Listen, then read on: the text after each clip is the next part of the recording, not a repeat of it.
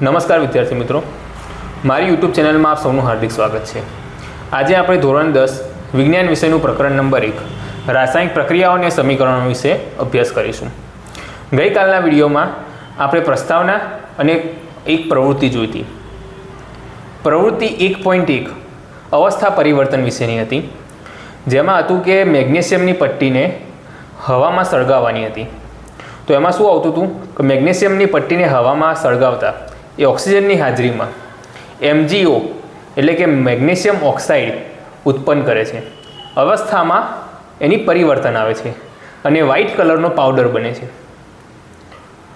એમાં જ કન્ટિન્યુ છે બીજી બે પ્રવૃત્તિઓ, જેનો આપણે આજે અભ્યાસ કરવાના છીએ। પ્રવૃત્તિ 1.2 છે રંગ પરિવર્તન, પ્રવૃત્તિ 1.3 છે વાયુનો ઉદ્ભવ અને તાપમાનમાં પરિવર્તન। ગઈકાલે જે પ્રવૃત્તિ જોઈ હતી 1.1 એની સાથે જ આ ત્રણ પ્રવૃત્તિઓ કન્ટિન્યુ છે અને આજે આપણે પ્રકરણ 1ની પ્રસ્તાવના પૂરી કરીશું। પ્રવૃત્તિ 1.2 શું છે એ જોઈએ। 1.2માં છે રંગ પરિવર્તન, લેડ નાઇટ્રેટ અને પોટેશિયમ આયોડાઇડને મિશ્રણ કરતા એમાં શું રંગ પરિવર્તન આવે છે તેનો અભ્યાસ કરવાનો છે। આ જે રાસાયણિક બધા સૂત્રો છે, લેડ નાઇટ્રેટ છે, પોટેશિયમ આયોડાઇડ છે, ગઈકાલે જોયું હતું એ મેગ્નેશિયમ ઓક્સાઇડ છે, આજે જે જોઈશું એ તમામે તમામ રાસાયણિક સૂત્રો અને આયનો, એના નામ શું છે, એનું રાસાયણિક સૂત્ર શું છે અને અમુક કેસમાં એનું સામાન્ય નામ શું છે તમારે યાદ રાખવાનું રહેશે। આજે લેડ નાઇટ્રેટ અને પોટેશિયમ આયોડાઇડને મિશ્રણ કરતા એનું ઓબ્ઝર્વેશન, એનું અવલોકન શું આવે છે। લેડ નાઇટ્રેટ અને પોટેશિયમ આયોડાઇડ વચ્ચે પ્રક્રિયા થઈ પોટેશિયમ નાઇટ્રેટનું પીળા રંગનું દ્રાવણ બને છે। રંગ પરિવર્તન જે આપણે જોયું તે એ પ્રમાણે તેના રંગમાં એ જે રાસાયણિક પ્રક્રિયા થાય છે ત્યારબાદ જે સોલ્યુશન બને છે, જે મિશ્રણ બને છે તેના રંગમાં પરિવર્તન આવે છે। લેડ નાઇટ્રેટ જેનું રાસાયણિક સૂત્ર છે PbNO3 ટ્વાઇસ પ્લસ Ki એટલે પોટેશિયમ આયોડાઇડ, એ બે વચ્ચે મિશ્રણ થતાં તેના વચ્ચે રાસાયણિક પ્રક્રિયા થાય છે અને શું બની રહ્યું છે તો PbI2 એટલે કે લેડ આયોડાઇડ, બીજું છે KNO3 એટલે પોટેશિયમ નાઇટ્રેટ। અહીં શું પોટેશિયમ નાઇટ્રેટ નું પીળા રંગનું દ્રાવણ બને છે એટલે આ રહ્યો પોટેશિયમ નાઇટ્રેટ।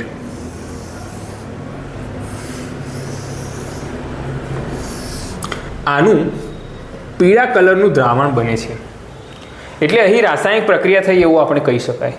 અહીંયા રંગ પરિવર્તન આવે છે આ મિશ્રણમાં। બીજી પ્રવૃત્તિ આગળ જોઈએ તો વાયુનો ઉદ્ભવ અને તાપમાનમાં પરિવર્તન।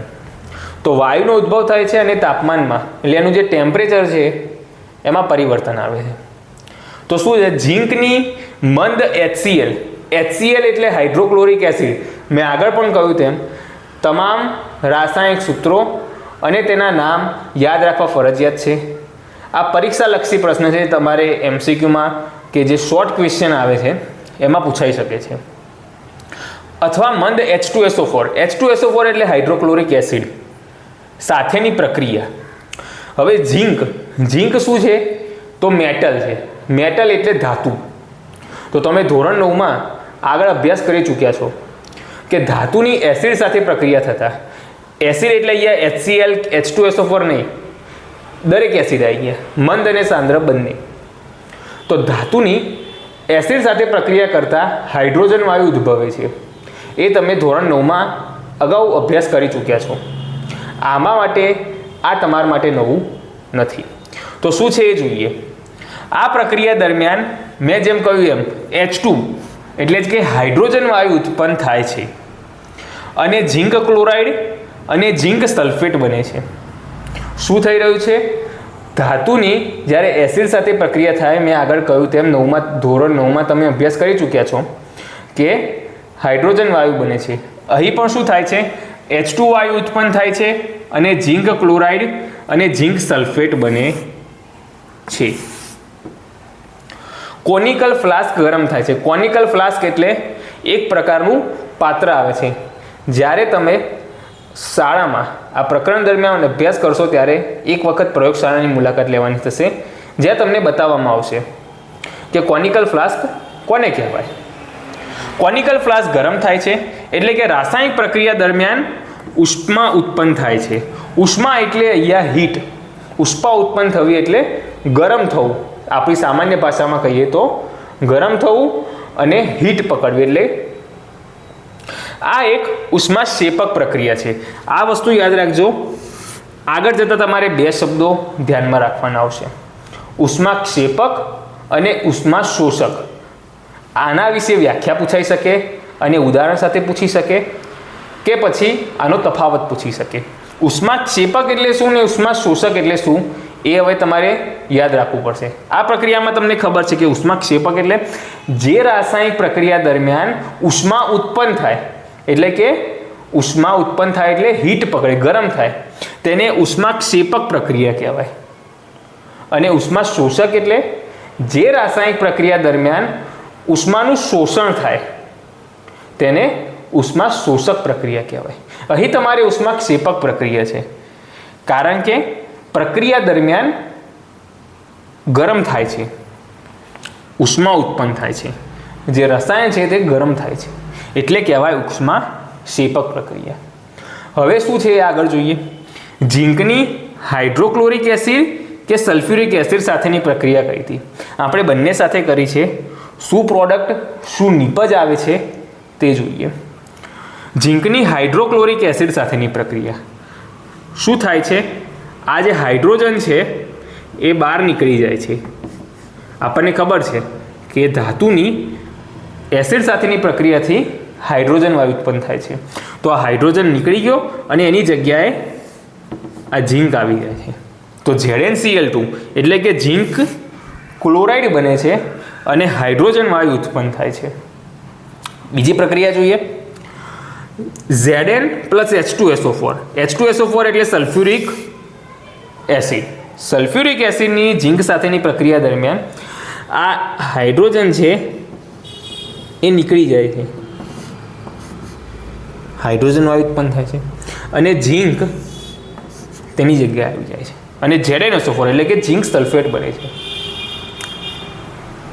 હવે આવું કેમ થયું એ આપણે આગળનો જે પોઈન્ટ છે આના પછીનો એક પોઈન્ટ આવે છે આ ચેપ્ટરમાં કે રાસાયણિક પ્રક્રિયાઓના પ્રકાર, તેમાં આપણે જોઈશું. તો જે ઝીંક ધાતુ છે એ હાઇડ્રોજન કરતાં વધારે ક્રિયાશીલ છે, એટલે જ્યારે એની પ્રક્રિયા થાય છે ત્યારે હાઇડ્રોજનને ધક્કો મારે છે અને ઝીંક રસાયણમાં અંદર જોડાય છે. તો આજે આપણે ચેપ્ટર 1 રાસાયણિક પ્રક્રિયાઓ અને સમીકરણો ચેપ્ટરની પ્રસ્તાવના પૂરી થઈ. કાલે જે આપણે જોયું હતું અવસ્થામાં પરિવર્તન, પ્રવૃત્તિ 1.1 અવસ્થામાં પરિવર્તન, જે મેગ્નેશિયમની પટ્ટીને સળગાવતા મેગ્નેશિયમ ઓક્સાઇડ સફેદ કલરનો જે પાવડર બને છે એ પ્રવૃત્તિ હતી. આજની પ્રવૃત્તિ રંગ પરિવર્તન. ત્રીજી પ્રવૃત્તિ વાયુનો ઉદ્ભવ અને તાપમાનમાં પરિવર્તન. તો આ 3 પ્રવૃત્તિઓના આધારે આપણે શું કહી શકાય? તો પ્રથમ વસ્તુની અવસ્થામાં ફેરફાર થાય. બીજું રંગ પરિવર્તન. ત્રીજું વાયુનો ઉદ્ભવ થાય. ચોથું તાપમાનમાં પરિવર્તન.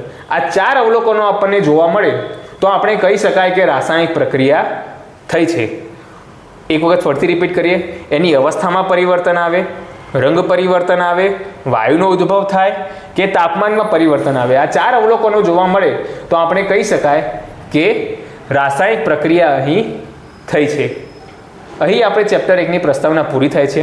કાલે આપણે સમીકરણો એટલે શું એ જોવાના છીએ. આશા રાખું કે મારો વિડીયો તમને ગમ્યો હશે. જો મારો વિડીયો ગમ્યો હોય તો તમે લાઈક, કોમેન્ટ અને શેર કરજો અને ચેનલને સબસ્ક્રાઈબ કરતા જજો. Thank you.